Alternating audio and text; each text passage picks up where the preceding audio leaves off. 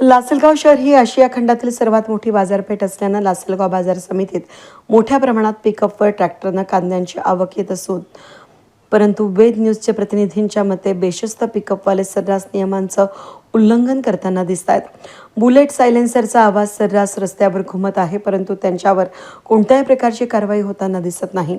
मोबाईलवर बोलत गाडी चालवताना नागरिकांना कोणत्याही प्रकारची भीती वाटत नाही. रॉंग साईडनं सर्रास गाड्या एकमेकांच्या अंगावर येत असल्याचं निदर्शनास आलंय.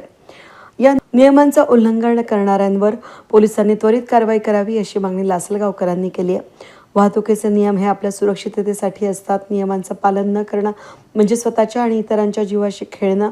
निष्काळजीपणा, वेगाची मर्यादा ओलांडणं आणि मद्यपान करून वाहन चालवणं यामुळे अपघातांची शक्यता वाढते. वाहतूक नियमांचं उल्लंघन टाळण्यासाठी सुरक्षित प्रवासासाठी काही मूलभूत गोष्टी लक्षात ठेवल्या पाहिजेत. वेगमर्यादा ही शहरातील रस्त्यांवर ताशी 50 किलोमीटरच्या तर महामार्गावर ताशी 100 किलोमीटरपेक्षा जास्त नसावी. वेगानं गाडी चालवू नये. दुचाकी चालवताना नेहमी ISI प्रमाणित हेल्मेटचा वापर करावा आणि चारचाकी चालवताना सीट बेल्ट लावणं बंधनकारक. रस्त्यावर नियामक आणि चेतावणी देणाऱ्या चिन्हांचं तंतोतंत पालन करणं.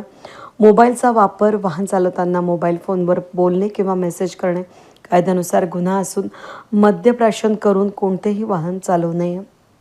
या नियमांचं पालन केलं तर नक्कीच या सगळ्या गोष्टींना आळा बसण्यास मदत होईल.